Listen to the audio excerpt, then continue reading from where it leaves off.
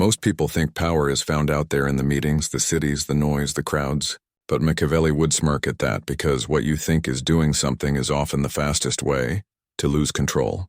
He understood something few ever do. The man who leaves his house to chase the world rarely returns with his soul intact. The one who stays, who isolates strategically, begins to see the world for what it is. Not a stage to perform on, but a board to play upon. You've been told that staying home means stagnation, laziness, or fear. But that's because most people confuse stillness with weakness. Machiavelli knew stillness is how a predator watches before it strikes. It's how power collects itself before it expands. Staying home isn't retreat. It's consolidation. It's the quiet phase before the empire. When you step away from the world, you stop playing by its tempo. Society is a rhythm designed to keep you reactive. Work here, post that, show up there. Everyone's moving, but no one's arriving. When you stay home, when you willingly step outside that rhythm, you create a dangerous advantage. Time that belongs only to you. And time, not money, not connections, is the rarest currency of control. Every hour you spend in stillness sharpens your perception. You start noticing how shallow most people's convictions are, how predictable their desires. You begin to see the machine, not the mask. And once you see the machine, you can control it. Machiavelli would have said that a prince must understand his city as both a builder and an observer. A fool rushes to rule before he's learned the rhythm of his people. The wise ruler stays behind his walls, listening, learning, watching who brings news, who flatters, who schemes. Your home, your solitude, is your fortress. It's where you learn to interpret the whispers before they become wars. But only if you use it correctly. Most people use their home to escape reality. The Machiavellian uses it to dissect it. When you're surrounded by walls, distractions vanish and the truth of your own mind begins to echo. And that's where real danger begins. Because when you start hearing your own thoughts clearly, you realize how much of your life was built around noise. People think power is made in public. But the truth is, power is built in private and only displayed in public. The same way soldiers are trained behind closed doors before they march through the city.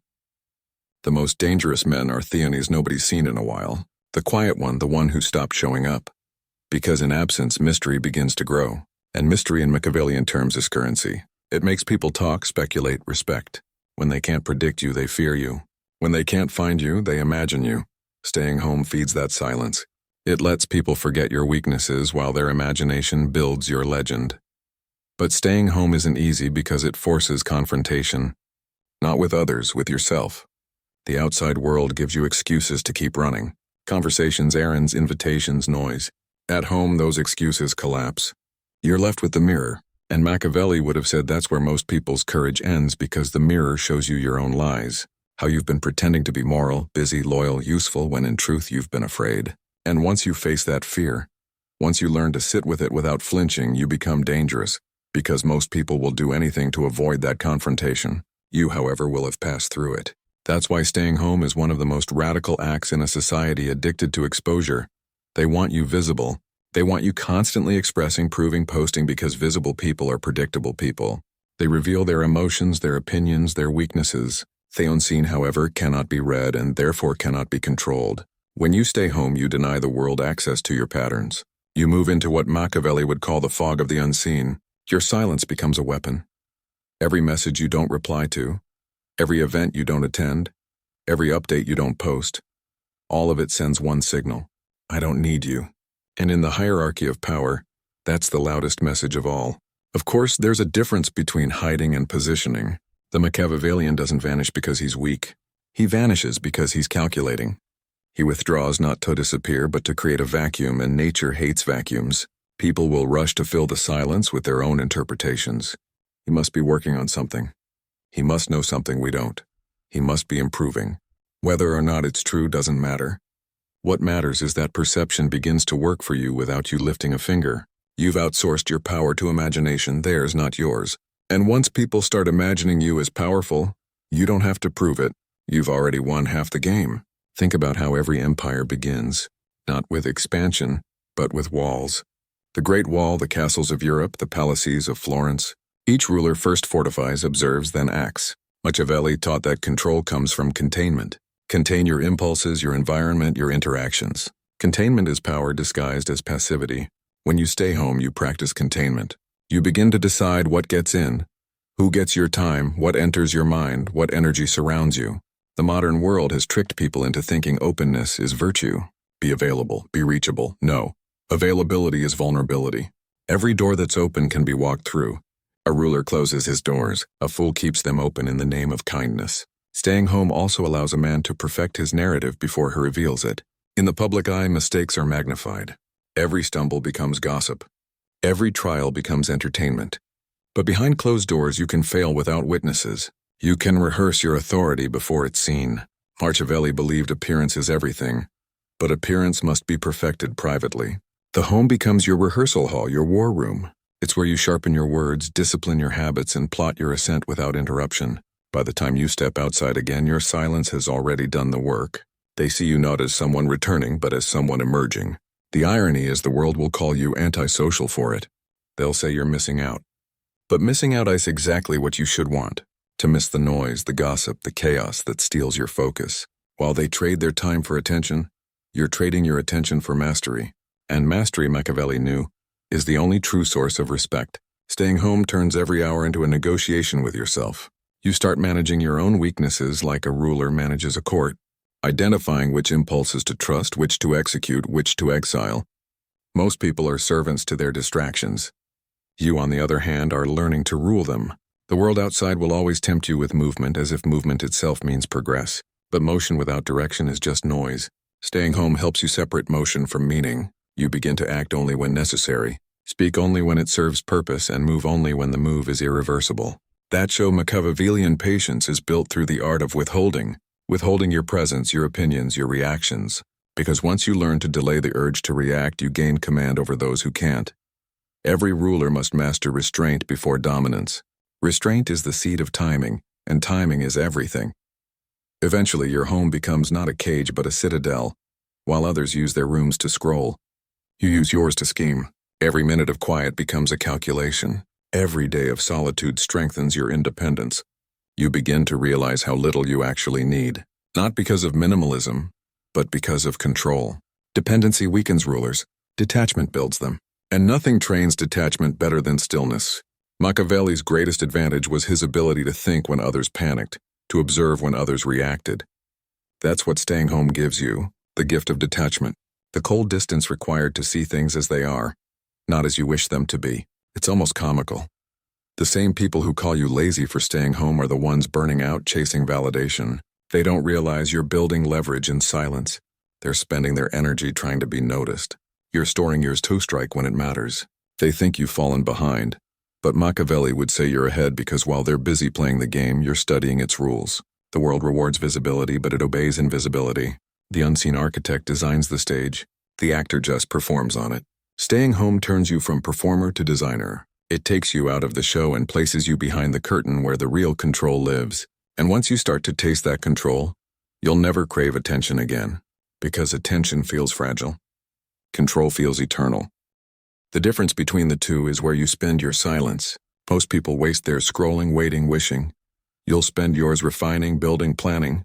You'll start to sense that the less you do outwardly, the more your presence grows inwardly. People will start noticing your absence, then your calmness, then your results. That's when they'll realize you weren't staying home because you were afraid of the world. You were staying home because the world was afraid of what you were becoming. When Machiavelli spoke of fortresses, he wasn't merely referring to walls of stone and iron. He was speaking of the kind built within the mind. Your home becomes that mental fortress. Every hour spent alone sharpens your intuition. You start noticing how fast others burn themselves out trying to stay relevant, how much energy they lose by reacting to every small disturbance. When you stay home long enough, you begin to realize how rare it is to meet someone who is truly centered.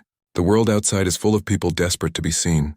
The world inside you is waiting for you to learn how to see yourself. Once you grasp that, the hunger for validation begins to dissolve, replaced by a quiet satisfaction that no applause can imitate. Isolation, when done right, doesn't make you weaker. It purifies you. It burns away the unnecessary. It strips you of the personas you've worn to survive public life. You start seeing the difference between who you are and who you pretend to be. And Machiavelli would tell you the more masks a person wears, the easier they are to manipulate.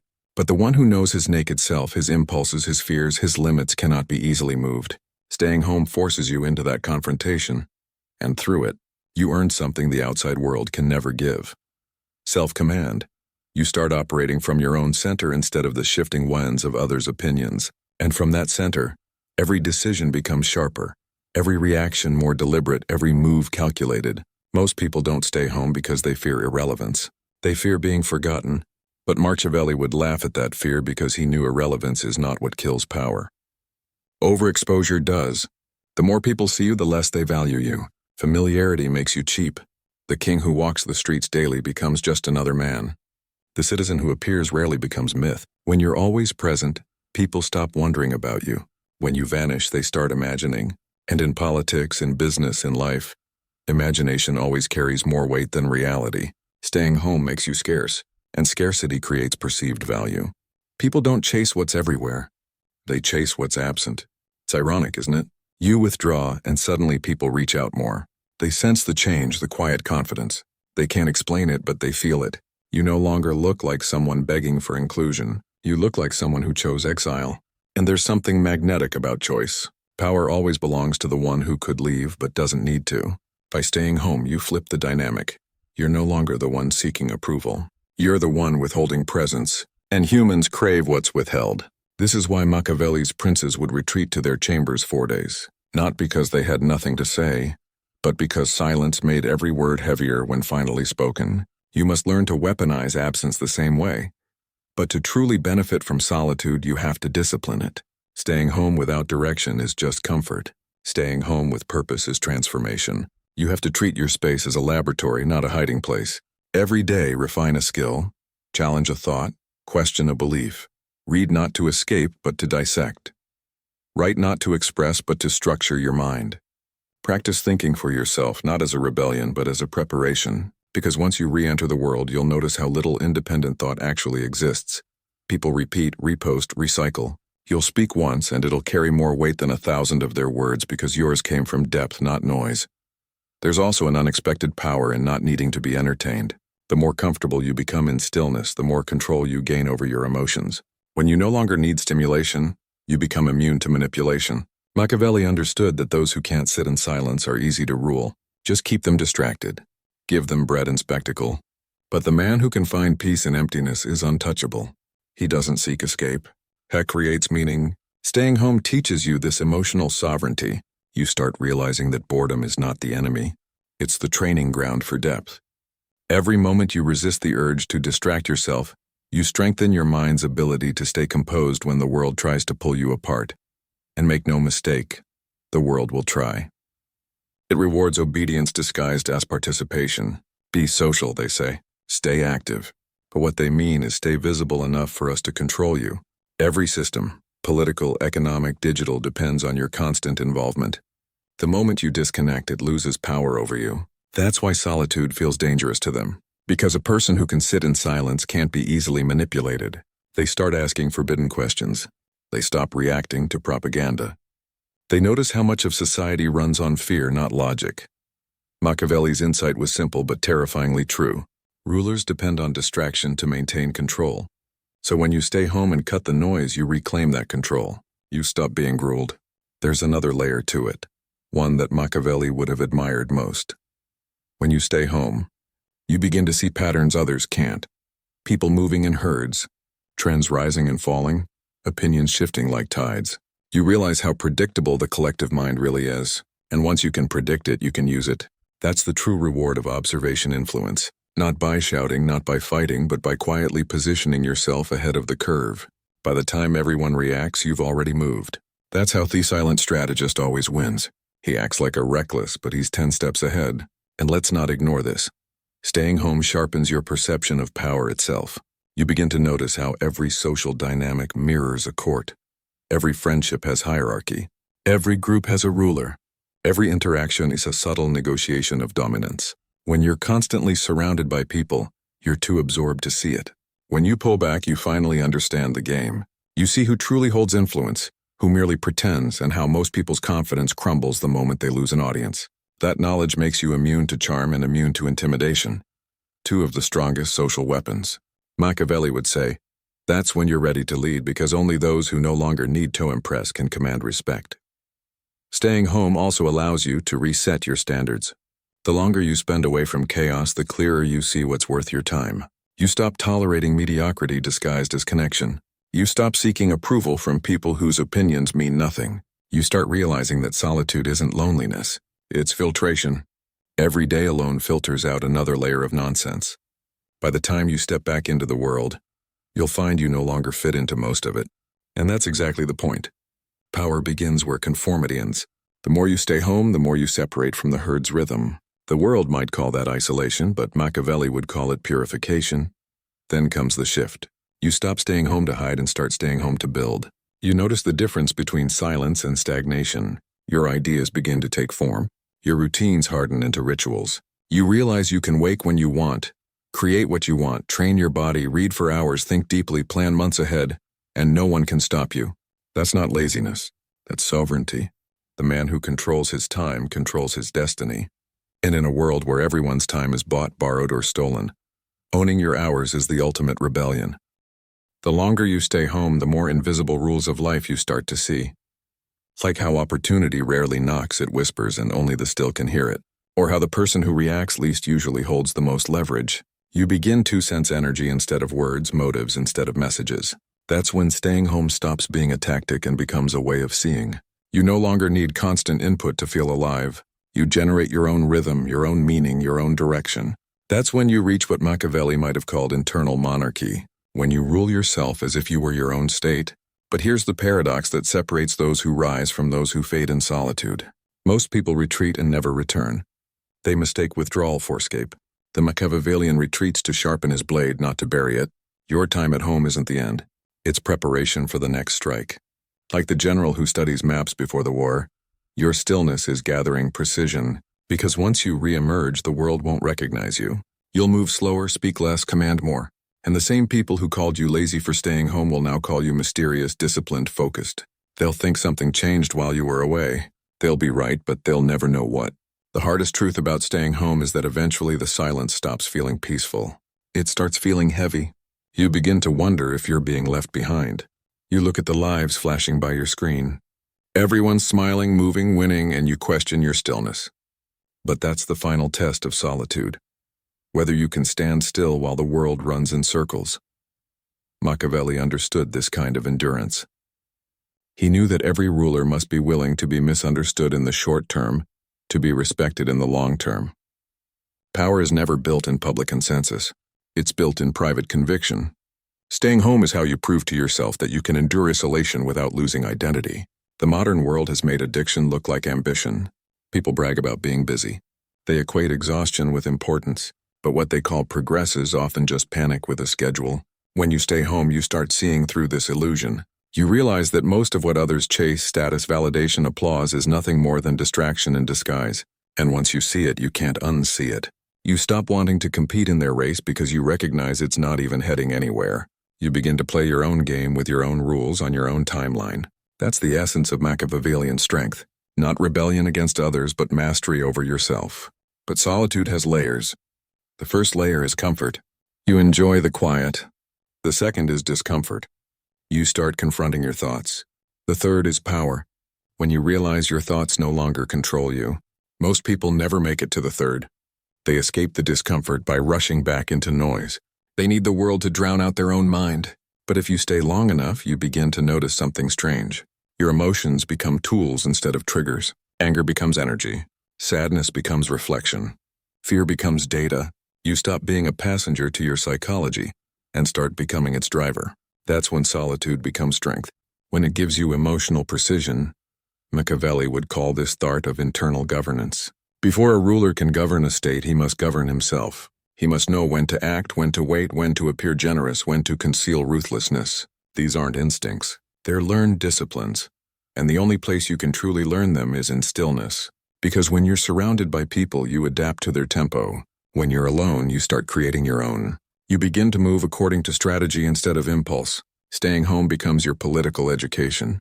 Every emotion becomes a counselor. Every silence becomes a meeting. Every decision becomes a decree over your own empire, the empire of one. There's a beauty to invisibility that people rarely talk about. When you're unseen, you're unmeasured. When you're unmeasured, you're unpredictable. And when you're unpredictable, you're free. Most people fear obscurity because they rely on the gaze of others to feel alive. But obscurity, when used correctly, becomes armor. It allows you to experiment, to fail, to rebuild without consequence. No one is watching, so nothing can be weaponized against you. You become a ghost, not dead but untouchable. And Machiavelli would tell you there's no form of power greater than that to influence from the shadows to act unseen, but felt. Still, don't confuse invisibility with disappearance. The difference lies in intention. Disappearance is defeat. Invisibility is design. The Machiavellian knows when to emerge, not when he's ready, but when the timing serves him. Timing, after all, is the invisible thread that holds all strategy together, and staying home gives you that sensitivity to timing. You start feeling when the moment is ripe to strike. You learn to let opportunities mature instead of forcing them. The impulsive man acts. The strategic man waits. And in that waiting, you discover a truth most people never learn, that patience is not the absence of action. It's the preparation of precision. But let's speak plainly. Staying home won't always feel powerful. There will be mornings you wake up questioning your purpose. Days when silence feels suffocating. Nights when you crave noise just to feel alive again. That's normal. Every strong person walks through that valley. Machiavelli himself was exiled from Florence, stripped of his title, humiliated publicly. But it was in that exile and isolation that he wrote The Prince, the very text that immortalized him. If he hadn't been forced into stillness, the world might have forgotten his name. Your own solitude is no different. What feels like exile might just be the season where you create something that lasts longer than the people who doubted you. The real purpose of staying home isn't to isolate from the world. It's to insulate yourself from its illusions, to filter what deserves your attention and what doesn't. Every time you say no to an invitation, you're saying yes to your evolution. Every time you choose focus over fun, you're declaring independence from the collective trance. And here's the twist. Once you develop that discipline, you can go anywhere, do anything, and never lose yourself again because you'll carry your stillness with you. The fortress will no longer be made of walls. It'll be built inside your mind. Eventually, you'll start to notice something powerful happening. Your conversations become quieter but sharper. Your presence grows heavier. People sense something in you. They can't name it, but they feel it. It's the calm of someone who doesn't need approval. The poise of someone who's not chasing anything. The steadiness of someone who's built an inner world no one can shake. Machiavelli said, men should either be treated generously or destroyed because they take revenge for slight injuries. For heavy ones, they cannot apply that to your own life. When you stay home and build yourself, you stop reacting to slight injuries. You become too composed to be provoked, too focused to be flattered. That's the ultimate revenge indifference, because the moment you no longer need validation, you become ungovernable. The world runs on control, social, emotional, financial, but all control depends on one thing, your reaction. The one who reacts least rules most. When you stay home long enough to master your reactions, you break free from every invisible chain society tries to wrap around you. You stop being a pawn on someone else's board and start becoming the player. Every quiet day in your room is a move no one sees coming. Every moment of stillness is a storm being planned. That's what staying home really is. The art of becoming untouchable through preparation. You're not missing out. You're setting up. You're not hiding. You're gathering power. While the world exhausts itself chasing noise, you're becoming the kind of person they'll eventually chase to understand the silence. And when you finally decide to step out, not to join them but to lead, they'll realize something Machiavelli always knew. The man who can rule himself doesn't need a throne. He already owns the